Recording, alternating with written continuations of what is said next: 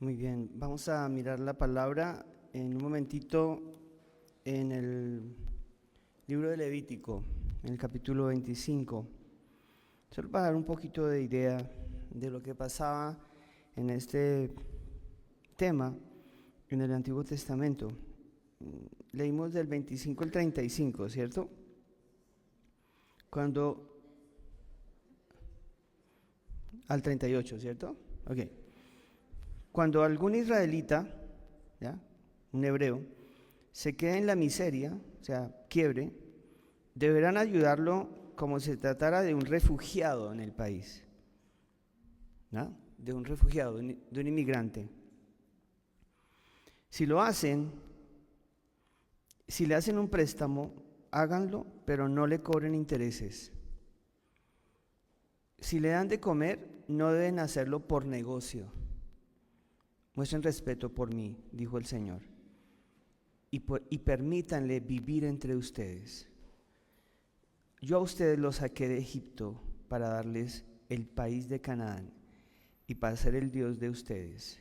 Yo soy el Señor Dios.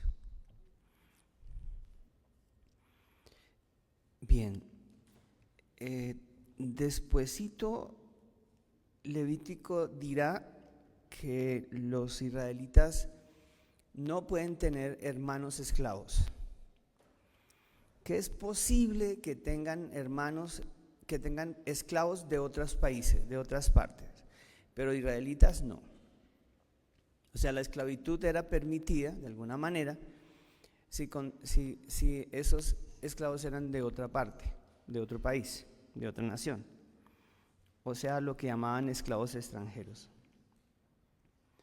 Y dice así la Biblia: si ustedes quieren tener esclavos, cómprenlos a las naciones vecinas, entre los hijos de los extranjeros que han nacido en el país y viven entre ustedes. A ellos sí podrán tenerlos como esclavos, y hasta dejarlos que sus hijos, y hasta dejarlos a sus hijos como herencia, pero no maltraten ni tengan de esclavo a ningún israelita. Eso no ha cambiado entre los israelitas. Ya. Ellos son supremamente unidos como pueblo. Pero, obviamente, lo que el Señor Jesús vino a hacer fue aclarar algunas cosas que los seres humanos que no entendieron, no discernieron, no interpretaron lo que el Señor quería de verdad para un pueblo que efectivamente desde la promesa para Abraham era un pueblo que estaba para predicar el mensaje de amor y de bendición de un Dios que no aceptaba ya sacrificios humanos, que quería cada vez más un pueblo unido, y que el plan piloto era Israel, para que todas las naciones, como vivía Israel, volvieran al Señor y vivieran como Israel. Eso cambió. Israel se pervirtió muy rápidamente y se quiso más bien parecer a las otras naciones, y aquí cambió todo el tema de la estructura de lo que se llamó en teología la liga tribal, que fueron 20 siglos, 200 años de una economía y de una dinámica de comunitaria supremamente hermosa. No duró mucho, estuvo hasta cuando los israelitas se les dio por tener rey y ser como las otras naciones. Entonces todo se dañó, todo, absolutamente todo. Entonces ya hasta el punto de que muy rápidamente se dividieron, ya, o sea, en 100 años, o sea, duraron 200 años con liga tribal, y en casi 80 años, o sea, primero Saúl, después David, y ya para los 120 años, o sea, después de Salomón, se dividieron entre 2 tribus y 10 tribus. Después las 10 tribus colapsaron, las acabó Asiria, y quedaron 2 pequeñas tribus, que es lo que el remanente medio que tiene Israel ahora por ahí. Esto es muy triste, ¿no? Porque básicamente lo que quería el Señor era otra cosa. Pero no quiero embolatarlos porque el tiempo no me da, en el sentido de hacer precisiones históricas de lo que realmente significa lo que quiero hoy que hablemos, y es que el tema de la libertad en la iglesia y en el evangelio y en el reino de los cielos Es muy importante y es fundamental. Pero nosotros, igual que Israel, pervertimos esa libertad. Dañamos y tergiversamos el mensaje del Señor y convertimos esto en otra cosa. Desde muy reciente, el Señor se va y la iglesia comienza a cambiar de perspectiva, y en 3 siglos ya está amañada, organizada, corrompida y al lado del Estado, siendo la religión del Imperio Romano en el siglo III ya. Y aquí pues obviamente cambia un montón de cosas. Y lo que el Evangelio hablaba de la libertad y de la bendición, de la libertad verdaderamente libre, no se encuentra por ningún lado. Por eso uno tiene que regresar, como planteó Jeremías, al antiguo camino, a las antiguas sendas, dice Jeremías. A ver si puedo encontrar un rastreo muy muy genealógico, como llamaría un filósofo francés, como muy allá, a ver dónde encontramos muestras de lo que es la verdadera libertad y de lo que significa libertad en el Evangelio, porque si uno lo ve en la experiencia de la iglesia, pues uno queda muy triste, ¿no? No hay libertad en la experiencia de la iglesia. Entonces, ¿dónde está? Vamos entonces para la carta a Filemón, que ya es conocida para Pipe y para mi hijo Daniel. Ya ellos ya saben cuando uno habla a Filemón, ya sé. Después de 25 años, saben que hay un Filemón en la Biblia. Y aquí estamos hablando de un momento puntual, histórico, en donde todavía hay esclavos, por supuesto, en donde Filemón es un señor esclavista que tiene a gente que le pertenecen, como leyeron ustedes en Levítico, gente que le pertenece y a la cual como un objeto, como un carro, como una propiedad, se puede dejar de herencia a los hijos. O sea, me muero, le dejo mi esclavo Jacinto a mi hijo Daniel como herencia. Pero, sí, bueno, yo no tengo que dejarlo porque es el único hijo. Pues hasta donde se sabe, ¿no? Pues porque hay muchos más hijos de adopción y esas cosas, pero digamos, hijo así que de herencia y eso, pues Daniel. Pero algunos de ustedes tienen 2, 3 hijos, entonces tendrían, si eran señores y tenían esclavos, tendrían que definir a quién le dejaban esos esclavos. Eran una cosa, ¿sí ven? Eran una cosa. Por eso la carta de Filemón es tan importante, hermanos. Y por eso me parece que algunas personas, pastores, líderes, escuelas teológicas, dejan el tema de Filemón y la propuesta de la carta de Filemón ahí quietica, nadie habla de eso. Todos hablan de Romanos, todos de Efesios, pero poco le ponen cuidado a la carta de Filemón, que es tan corta pero tan poderosa. Entonces, lo que el apóstol le está diciendo a Onésimo es, versículo 15, tal vez Onésimo se alejó de ti por algún tiempo para que ahora sea tuyo para siempre. Esto es muy bonito porque es una metáfora bellísima. Sea tuyo para siempre, pero van a ver cómo. Solo que ahora ya no lo tendrás como un esclavo, sino como un hermano, a un hermano muy querido, lo cual es mucho mejor. Ya. El cese de un sistema económico que está fundado en la mano de obra gratis, barata y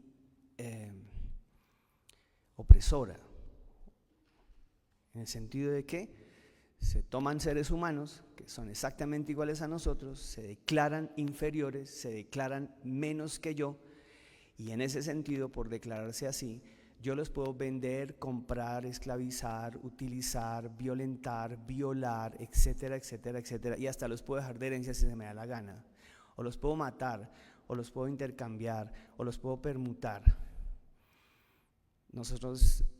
Para nosotros eso es un poco distante a nuestra realidad, sí, claro, porque ustedes dicen, porque la esclavitud ya pasó. ¿En serio? Ya no hay esclavos. ¿Que no? ¿Que no?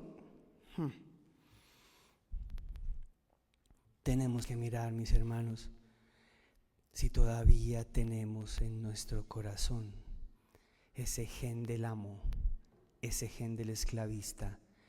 Pues porque todos aquí nosotros, pues purito, purito muisca no somos. Purito, purito muisca, chicha no somos. Por nuestra sangre corren genes, corre sangre española, portuguesa, judía. O sea, quién sabe qué cosas caminan por dentro de nosotros. O sea, ya nosotros entonces claro, hay unos elementos que salen, ¿no?, de esa historia genética en nosotros que uno ni siquiera sabe ni entiende. ¿Qué tanto de ese español belicoso, torpe, abusivo, abusador tenemos nosotros todavía? ¿Qué tanto de ese grosero, imperialista, abusivo? ¿Qué tanto de ese indígena, necio, terco tenemos? Bueno, seguramente mucho. Pero cuando estamos hablando de esclavitud, ¿dónde está esa sensación de pensar que somos colonialistas, imperio, fuerza, únicos, mejores? Y ustedes pueden entenderlo en medio de la realidad de nosotros, de nuestro claro, hermanos, pero claro que sí. Esas peleas que se convirtieron en memes, ¿no? Con el famoso "usted no sabe quién soy yo", ¿se acuerdan? Es eso mismo, solo que no hay elementos. Si esa persona tuviera la posibilidad de ser amo y de tener más en términos de poder y en términos de poder sobre el otro, mandaría matar a ese que está diciendo no sabe qué, ni siquiera lo preguntaría. Cójanlo y acábenlo, tortúrenlo y pónganlo en tal parte, cámbienlo de plantación, llévenlo para tal parte. Eso lo harían. Con esa actitud que se ve en la gente, en nuestros contemporáneos, claramente hay unas dinámicas de ese amo que mora en nuestro ser y que obviamente, hermanos, está haciendo tanto daño en este país y en este mundo.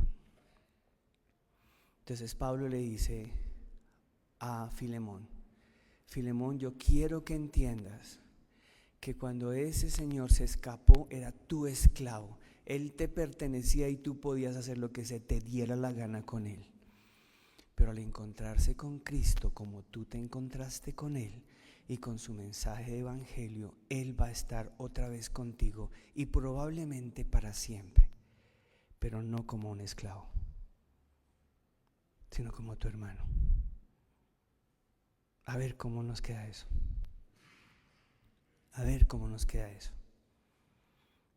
Porque ustedes dicen: pastor, pero eso tiene que ver con nosotros todo, hermanos. ¿Cuándo a usted como esposa se le sale esa sensación de querer humillar, opacar, anular al otro? En este caso al otro es a su pareja. A ver, piénsenlo, medítenlo. Cuando usted o yo como esposo se nos ha salido ese truán que quiere ver a la pareja o a la esposa como una simple sirvienta. ¿Cuándo? Cuando usted como colombiano ve al venezolano como un inferior, pobre, al que hay que aprovecharse de él de cualquier forma. ¿Cuándo? O al haitiano, o al peruano, o al ecuatoriano. ¿Cuándo? No se haga, hermano, no se haga. Cuando usted, mi querido hijo, ha convertido a su mamá en su esclava. ¿Cuándo? Que le haga, que le traiga, que le ponga, que le dé, que le acompañe, ¿cuándo? Dígame. ¿Cuándo usted como hijo ha convertido a su papá en un simple y sencillo proveedor que simplemente le tiene, pero que no respeta y que simplemente hace lo que usted diga que haga. ¿Cuándo? Y usted dice, pero pastor, eso es esclavitud, por Dios. Eso es quitarle la libertad al otro de ser igual que yo, de acompañarnos. Eso es una forma distinta, no es solamente un sistema económico fundamentado en eso. No, es un sistema social organizado en esquemas de poder y de dominio sobre el otro, por Dios, hermanos. Esto es evangelio, eso es evangelio. ¿Cuándo una iglesia lo ha esclavizado a usted? ¿Cuándo una secta lo ha esclavizado a usted? ¿Estuvieron en algunas de esas algunos de ustedes? Yo sé que sí, yo sé que sí. Y no había libertad. Libertad para hablar, libertad para expresarse, libertad para exponer, libertad para vivir, libertad para sentir incluso. Todo está prohibido, todo está absolutamente establecido que no se puede, que no se debe, que no se puede. Claro, se choca muchísimo cuando el Señor dice, ustedes van a conocer este evangelio y van a ser verdaderamente libres. Cuando las escuelas teológicas tomaron la teología e hicieron de esa teología unas cadenas terriblemente pesadas y esclavizaron al creyente. Con legalismos, con moralismos, con un montón de cosas que hacían que el creyente se sintiera menos libre que cuando estaba afuera en el mundo, como llamamos nosotros. ¿Cuántas veces usted no ha hecho cosas solamente por miedo al temor, no de Dios, sino de la iglesia o de la logia o de la secta a la que usted pertenece? Por el miedo al que dirán los hermanos, al que me harán o al que me darán o al cómo me castigarán. ¿Eso es esclavitud, sí o no? Pues claro que sí. ¿Cuántas veces hemos estado en relaciones interpersonales de amistad donde un amigo literalmente tiene esclavizado al otro amigo? ¿Cuántas veces nos han esclavizado otros con lo que saben de nosotros? ¿Cuántas veces yo he tenido, usted ha tenido que agachar la cabeza porque el otro no cuente lo que sabe de usted? Eso es esclavitud, pero total.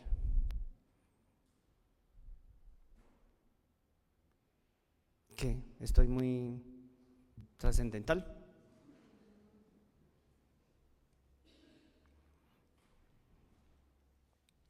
¿Cuántas veces usted tiene que estar al lado de esa persona, de ese novio, de ese marido, solo porque él la mantiene? O en este caso, ya cambiando los tiempos, lo mantiene.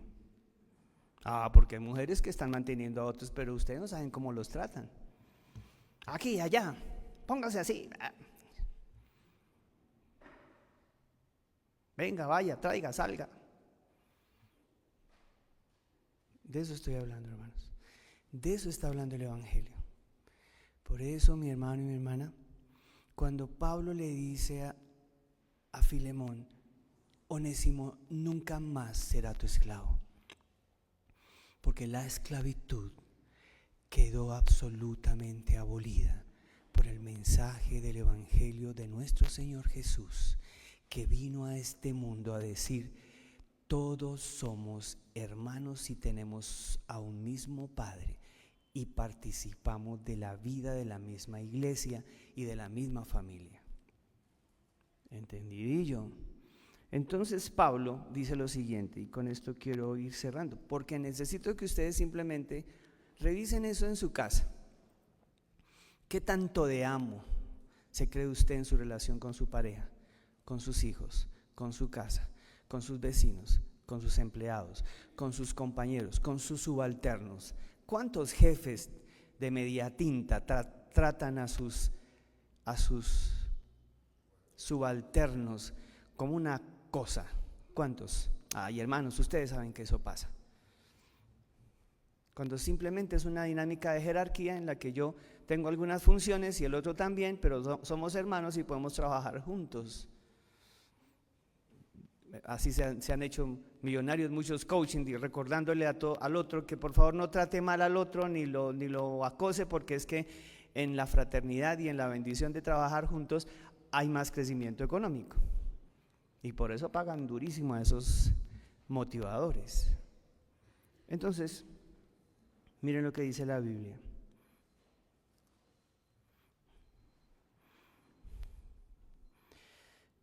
Si realmente me consideras tu hermano, te pido que lo recibas como soy yo, o tu hermano. Y si Onésimo te hizo algo malo, o si te debe algo, cóbramelo a mí. Con esta firma que es de mi puño y letra, me comprometo a pagártelo todo. Aunque, dice Pablo, francamente, Filemón, no deberías cobrarme nada, pues todo lo que tienes y todo lo que eres, me lo debes a mí.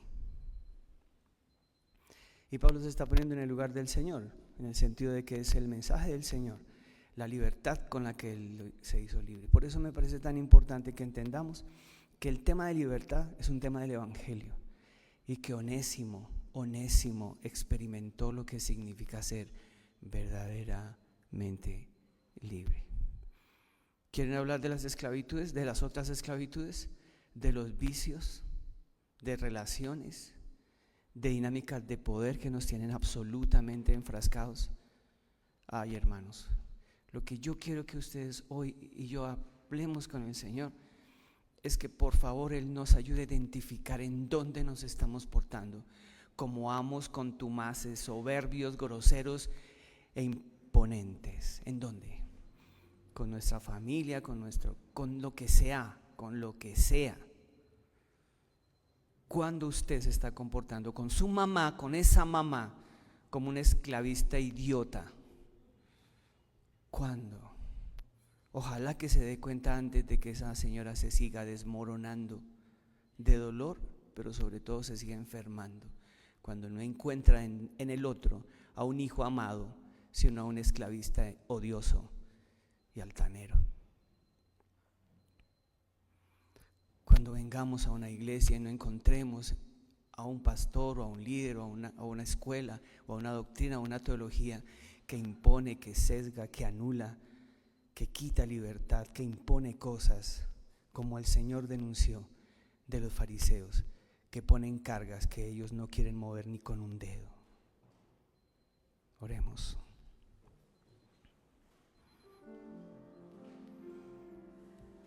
Gracias, Padre. Nos alegra sentir, Dios del cielo, la maravillosa libertad de tu palabra, cuando nos dices que cuando nos encontramos contigo, no solo dejamos de ser esclavos, que eso es maravilloso, pero también dejamos de ser amos, que tal vez sea más maravilloso. Se nos ha olvidado, Señor amado, que la libertad no es solamente abandonar las cadenas, quitar los grillos, la fuerza, separar la bota de nuestro cuello, sino tal vez, Señor amado, revisar si estamos no en el lugar necesariamente en todo momento del esclavo, sino en algunos momentos de ese despiadado amo. Ayúdanos, Señor, por favor, a entender esto. Es serio, es muy serio, porque tú viniste a predicar un mensaje que nos haría verdaderamente libres. Amén.